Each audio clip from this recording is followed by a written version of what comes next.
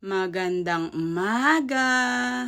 Maaga nga akong naligo ngayon dahil naturuan nga ako ng isang lola sa school na dapat daw kapag may tindahan ay maaga ngang naliligo. Dahil nga tayo ay sumusunod sa mga payo at mga turo ng ating mga mabubuting kaibigan, abay susundin natin yan, bakit ba hindi? Kahapon nga ay pinapili ko ang sarili ko kung maglalaba ako o kaya naman ay matutulog.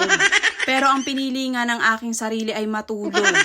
Kaya ayan, ginabi na ako sa paglalaba. Sa tindi ba naman ang init kahapon, di mo talaga gugustuhin maglaba. Dahil nga Sabado naman ngayon, kaya okay lang kahit gabi na akong natapos sa aking mga nilabhan. Dahil nga Sabado naman at hindi ako magmamadaling gumising sa umaga, kaya kahit late na kami matulog wala ngang problema. Kaya ayan, gabing-gabi na ay nagsasampay pa lang ako. Okay lang din naman para medyo matagal ko ring masaraduhan ang aking maliit na tindahan. Ang paisa-isa nga nabibili ay napaka-importante sa atin yan. Dito pa rin ako nagsampay sa labas dahil para mahangin-hanginan muna at matuyo agad ng mabilis. Pero bago nga pumasok kami mamaya at aakyat na kami para matulog, ay kukunin ko ulit tong aking sinampay at ipapasok ko sa loob. Syempre, baka umulan o di kaya naman ay hanginin at madumihan, magulit pa ako ng laba.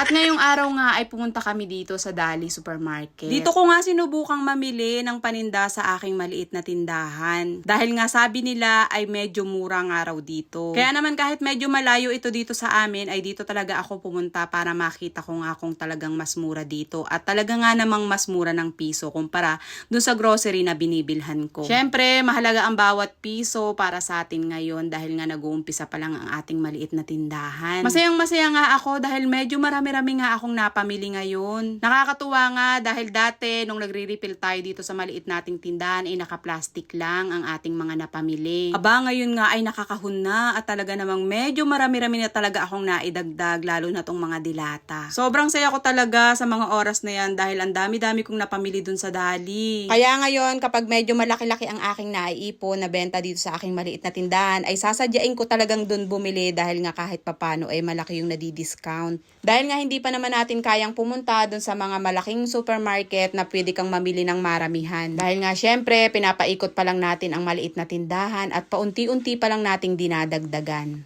Pasasaan ba't darating din ang araw, maramihan na rin akong mamili at pipiliin ko na talaga yung mga malalaking supermarket na mas marami akong madi-discount. Alam ko naman na darating din ang araw na yon dahil syempre ipinag-pray natin yan kay Lord. Kaya naman sobra-sobra talaga akong nagpapasalamat sa mga taong ginamit ni Lord para maipagkaloob niya sa akin ang munti kong kahilingan. Ayun lang naman po for today's video at maraming salamat po sa inyong laging panunood. Ara, ba't mo ba sinakyan yung kahon?